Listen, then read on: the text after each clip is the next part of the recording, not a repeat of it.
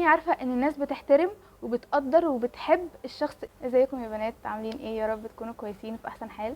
انا اسمي سما. لو اول مره تشوفوني ان شاء الله الفيديو ده يعجبكم وبقيه الفيديوز اللي انا عاملاها اتفرجوا عليها وتعجبكم. اول بجد حابه اقول لكم ثانك يو على كل الحاجات اللي انتوا بتكتبوها لي وكل الكومنتس لذيذه وتشجيعكم وان انتوا عايزين مني افكار اكتر، وبجد يعني الكومنتس بتاعتكم بتفرق معايا قوي قوي، فبجد شكرا جدا ليكم. انا النهارده عايزه اتكلم في موضوع مهم قوي يمكن اغلبنا بيفكر فيه، ان احنا لما ندخل مكان ازاي نبقى احنا الشخصيه اللي الناس كلها بتحترمها وبتقدرها وبتبص لها بصه انبهار، حتى لو انتي مثلا ما كنتيش احلى بنت في المكان، في بنات احلى منك كتير. بس اوعدك النهارده ان شاء الله ان بعد الحاجات اللي هقولها لك دي هتبقي بجد بجد، يعني انا متاكده مليون في الميه هتبقي انتي البنت اللي الناس كلها عايزه تتعرف عليها، الناس كلها حابه تعرف تفاصيلها اكتر وحابه ان هي تتعرف عليها اكتر. يلا خلينا نبدا في الموضوع على طول. اول حاجه هي انك تكوني هاديه مش عامله دوشه. بمعنى ايه؟ يعني اوعي تفتكري ان البنات اللي الناس كلها بتنبهر بيهم او بيبقوا عايزين يتعرفوا عليهم هم البنات اللي بيبقوا عاملين دوشه وعاملين ضوضاء وليهم جروب كبير قوي والناس كلها تعرفهم. لا، مش دي الناس المبهرين خالص خالص. اوقات بتدخلي مكان تحسي ان مثلا بنوته واحده بس فيه قاعده ما تعرفش اي حد، هي مكتفيه بنفسها بس، وتحسي ان هي اجمد شخص في المكان او تحسي ان هي اكتر شخصيه كاريزما في المكان. فعايزاكم تعرفوا بجد ان العدد والدوشه والضوضاء والضحك العمال على بطال والصوت العالي مش هو ده ابدا ابدا الشخصيه المبهره. بالعكس جدا، الناس دي ما بتبقاش مبهرين يعني ولا 1%. وبجد بتبقي سامعه صوتهم من بعيد كده، صوت دوشه مثلا، فانتوا تقعدوا كده تلفتوا ايه الصوت ده جاي منين، فتلاقي واحده ردت عليكي هتقولك ايه، تلاقي الشله اللي هناك دي بس عامله شويه دوشه. فبجد تاكدي ان الكاريزما والانبهار مش بالموضوع ده ابدا، بالعكس الموضوع ده بيوقع صوره الشخص في عيون الناس جدا. انت لو طبيعتك بتحبي تهزري وكده تمام مفيش مشكله، بس انا اقصد الهدوء. حتى لو انت بتحبي الهزار وبتحبي تتكلمي وكده تبقي هاديه في طريقه انفعالك. يعني مثلا مش حد يقول حاجه فتقومي انت عامله رده فعل جامده قوي وقويه قوي وتبقي متحمسه قوي وكده، لا، خليكي دايما هاديه في ردود افعالك. يعني لما حد يسالك سؤال او كده تبقي براحتك في الكلام، تبقي يعني كلامك ما يبقاش اللي هو الكلام اللي بسرعه بسرعه انك تتكلمي بسرعه كده، لا، بجد التقل والهدوء في الكلام دي احسن حاجه واكتر حاجه بتخلي الناس تشوفك انك ايه ده بجد شخص مثير للاهتمام وشخص عايزين نتعرف عليه اكتر. فانك تكوني هاديه في مشيتك، ما تبقيش ماشيه كده جسمك كله كل حاجه في حته، لا، انك بجد تكوني ظابطه مشيتك، دي حاجه مهمه قوي، وظابطه طريقه كلامك وظابطه انفعالاتك، وتكوني شخص كده راسي وتقيل، مش شخص يعني بيتصرف كده بعشوائيه او كده، لا، بجد الموضوع ده ما تتخيلوش بيفرق قد ايه في نظره الناس ليكوا. وانك تكوني لابسه دايما بطريقه مهندمه، وانك تكوني لابسه الوان لايقه على بعضها، حاجات شيك. يعني بجد فعلا انا ما بحبش مثلا الناس اللي تقولك لا دي نزوله مش مهمه اكروت لها اي لبس او كده، لا، خلي دايما حتى لو نزوله بسيطه قوي او حاجه ممكن اصلا ما تقابليش حد في طريقك مهم، بس تخلي دايما لبسك مرتب ولبسك مهندم. الموضوع ده بيفرق بطريقه انتوا مش متخيلينها. تاني حاجه وهي خليكي دايما مثقفه وخلي جواكي مليان. يعني مش هنهتم بالمظهر بس ونهتم بالمشيه ونبره الصوت وكده ونهمل اللي جوه، لا، لان بجد الموضوع ده بيتعرف قوي. لو مثلا انت قدامك بنت او مجموعه بنات دايما بيدعوا ان هم مثقفين ودايما بيدعوا ان هم مليانين فعلا من جوه وتحسي ان هم عايزين يظهروا فاهمين، لو فعلا الموضوع ده هو مش فيهم من كل قلبهم كده هتقفشيهم بسرعه قوي. ولو هم ممثلين شاطرين شويه هيضحكوا عليكي شويه والمده هتطول شويه، بس في الاول وفي الاخر بجد هتقفشيهم. فدايما خليكي مثقفه. مش بقولك هاتي كتب عن التاريخ العثماني او مش بقولك مثلا هاتي كتب عن الاقتصاد اللي مش عارفه من سنه كام مقريه، لا، الثقافه مش ممكن تكون بكده بس. وحتى لو انت بتحبي الحاجات دي اعمليها، الموضوع بجد هيفرق معاكي اكتر. بس انا اقصد الثقافه الخفيفه اللي هي مثلا تبقي قاريه كتب في علم النفس، يبقى عندك معلومات عن حاجات انت بتحبيها. فعايزاكي دايما تكوني مثقفه، عايزاكي دايما تكوني بتتكلمي بعمق، يعني مش تافهه، مش اللي هو ناس تناديكي في هزار بس وكلام فاضي وكلام فارغ، لا، انك تكوني فعلا مليانه من جوه. الموضوع ده يا جماعه بيفرق قوي في نظره الناس ليكي. وفعلا حتى لو انت كلامك قليل قوي او انت هاديه بس مجرد مثلا نقاش بسيط جمعكوا او كده وعرفوا فعلا انت بتتكلمي ازاي وطريقه كلامك عامله ازاي، يعني نظرتك في عيونهم هتزيد الضعف، بجد هتحول 180 درجه. هيقولوا مثلا سما مش بتتكلم غير في فعلا اوقات الجد، او مش بتتكلم غير في اللي هو المواضيع اللي فعلا ليها قيمه. الموضوع ده بيفرق قوي قوي يا جماعه في نظره الناس ليكوا بطريقه انتوا مش متخيلينها. تالت حاجه وهي ما تهزريش عمال على بطال. يعني ما يكونش معروف عنك ان البنت اللي بتحب تهزر، او ان احنا لو عايزين شويه هيصه وزمبريطه وكده خلاص هنجيب البنت دي تقعد تهيص لنا شويه، لا، بجد الموضوع ده مش كويس ابدا. وبرده ما بقولكيش خليكي اللي هو اتمه وما تهزريش وانك دايما مكشره في وش الناس، لا، ده برده مش قصدي. انا قصدي اقول ان دايما خليكي متوازنه. متوازنه في هزارك، متوازنه في ردود افعالك، متوازنه في كل حاجه. يعني لو فعلا في قاعده فيها هزار جميل وضحك ولذاذه، خليكي دايما بتهزري بس برضه بتقل. يعني اللي هو ما تبقيش اراجوز القعده وان انت عماله تضحكي عماله على بطال، وانك يكون هدفك الاول والاخير انك ازاي تضحكي الناس دي. لا بجد الموضوع مش كده خالص. ودايما الناس اللي بتعمل كده بتنزل في نظر الناس اللي حواليها، وبيبقوا دايما حاطينهم او حاشينهم كده في زون اللي هو ايه، دي اخرها هزار او اخرها كده، بس هي فعلا ما تعرفش ان هي تتكلم بعمق، ما تعرفش فعلا يبقى عندها مسؤوليه او ما تبقاش مسؤوله. فبجد بيبقوا حاطينهم في زون مش كويسه ابدا. رابع حاجه وهي دايما حركي كل حاجه حواليكي بس بطريقه ما يبقاش باينه ان انت اللي بتعملي كده. بمعنى ايه؟ بمعنى مثلا ان لو في فرصه شغل او في فرصه تطوع او في فرصه اي حاجه، والفرصه دي جواها الناس بتنمو او الناس درجات جوه، او يعني فاهمين قصدي اللي هو مثلا ترقيات او كده، دايما خليكي اسالي عن ازاي نوصل لكده، او مثلا المفروض نعمل ايه الخطوه الجايه او كده. بس اسالي مثلا شخص مسؤول قوي قوي، وما تقعديش تتكلمي مع الناس كلها في الموضوع ده وتقعدي تقول لهم انا عايزه اعمل كذا وكذا وعايزه اترقى وعايزه اطلع للمستوى الاعلى. لا بجد يعني خلي دايما شخص مسؤول انك ترجعي له في الحته دي وتساليه وبس، وما تتكلميش كتير مع الناس التانية. وانتي بتتكلمي مثلا مع الشخص المسؤول ده قولي طيب لو في فرصه جت احسن كلموني، وانا هبقى حابه قوي الدور ده، وهبقى حابه مش عارفه ايه وانا عندي خبره في المجال ده وكل الكلام ده. بس ما تبقيش دايما مبينه للناس اللي حواليكي ان انتي بتسعي للنقطه دي. لا يعني زي ما قلت لك، خلي كل حاجه حواليكي انتي بتحركيها بس خليكي انتي من ورا الشاشه شويه، او خلي ما تبينيش للناس ان انتي اللي حركتي الموضوع ده. لا خلي بجد الموضوع كانه جه طبيعي. خامس حاجه وممكن الناس تختلف معايا شويه، دايما خليكي عارفه ان مش كل الناس تنفع تبقى اصحابك. مش من باب الغرور والله ولا التناكه ولا اي حاجه، بس يعني الناس مختلفة قوي، وانتي هتلاقي ناس كتير قوي مختلفة عنك وشخصيتهم مش شبهك.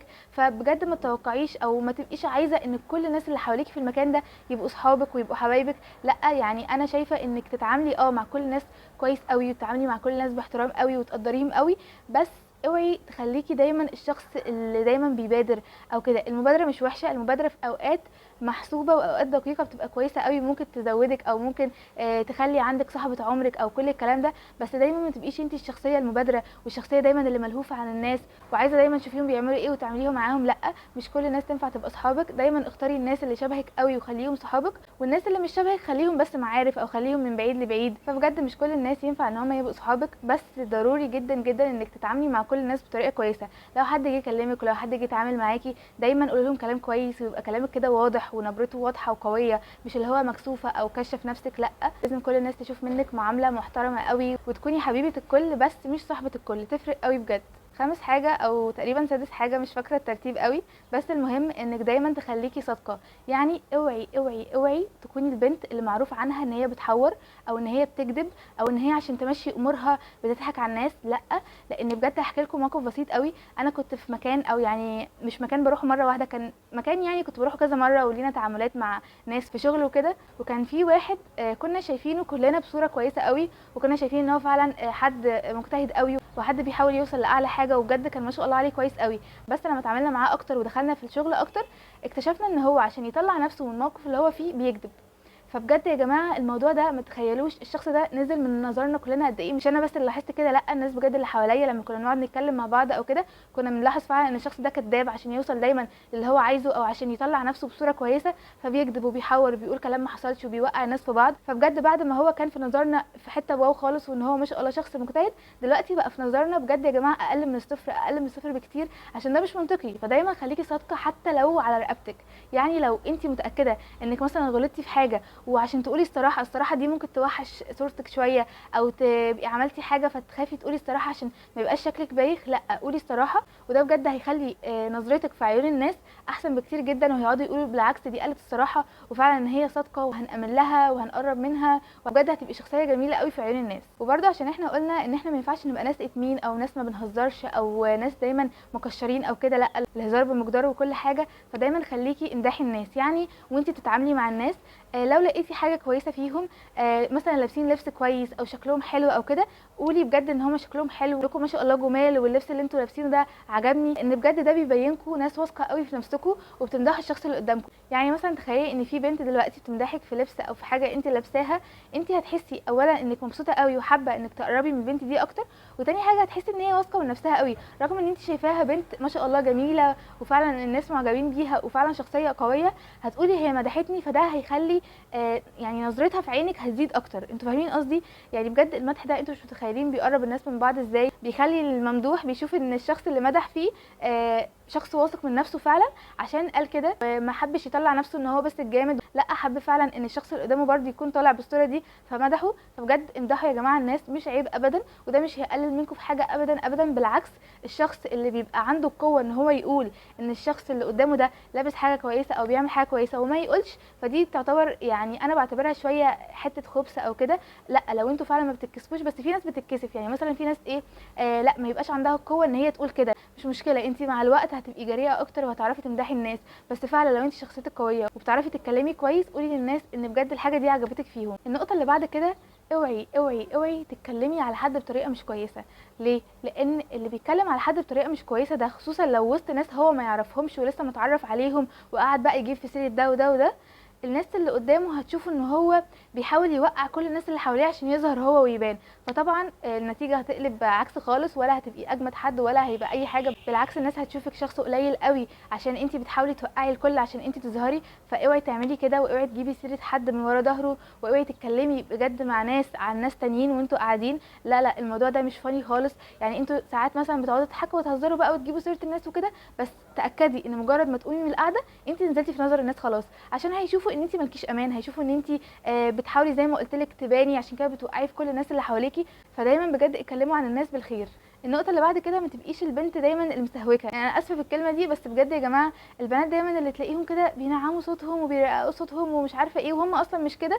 يعني انت لو صوتك طبيعي كده ما عنديش مشكله، عادي جدا. بس بجد لو انت بتدعي ده وبتبقي مثلا ماسكه في شخصيه معينه، او ماسكه في الشخصيه فعلا اللي هي ماسكه مثلا منصب كبير او كده، فتبقي متلزقه فيها وتبقي حواليها عشان الشخصيه دي تعليكي وتديكي حاجات اكتر، الموضوع ده بيبقى مقفوش قوي قوي. وبرده عن تجربه في نفس المكان اللي كنت حكي لكم عليه من شويه، الناس اللي زي دي بيبقى مقفوشين قوي، وبيبقوا اللي هو بنقعد نبص كده ونقول هو انتوا ازاي بجد بتعملوا كده. اللي هو بعد بجد بيني وبين نفسي بقول لا، الموضوع ده مش لذيذ خالص، والموضوع ده مقفوش قوي. اللي هو انا عارفه انك بتعملي كده عشان تمسكي حاجات اعلى، بس انتي مش كده. النقطه اللي بعد كده، انك دايما ما تتكلميش كتير. يمكن دي نقطه انا اتكلمت فيها في الاول، بس هنا في فرق شويه. فكره ان انتي ما تبقيش بتتكلمي عمال على بطال. يعني ما تفتكريش انك لو اتكلمتي او قلتي كل المعلومات اللي عندك وصبيتي كل حاجه عندك مره واحده واتكلمتي بسرعه واتكلمتي كده، انك كده تبقي جذابه في عيون الناس. بالعكس، دول هيقولوا امتى تخلص كلام وهيزهقوا، واللي هو هيقعدوا يقولوا لا مش حابين نقعد معاها عشان احنا عارفين ان هي بتقول كلام ملوش علاقه خالص عشان بس تبين ان هي جامده وعشان تبين ان هي فاهمه. فبجد ما تتكلميش كتير، غير فعلا لو في موضع انت محتاجه تثبتي فيه وجهه نظرك وتبقي عارفه فعلا انك لو اتكلمتي في النقطه دي هتباني فعلا شخص فاهم وشخص واعي وشخص ناضج. ففعلا بجد اعملي كده، كوني عارفه ان الناس بتحترم وبتقدر وبتحب الشخص التقيل، مش الشخص الخفيف بقى اللي بيقول كل حاجه وبيقول حياته كلها وبقى عارفه عنك كل حاجه. لا، الموضوع ده يا جماعه مش كويس خالص.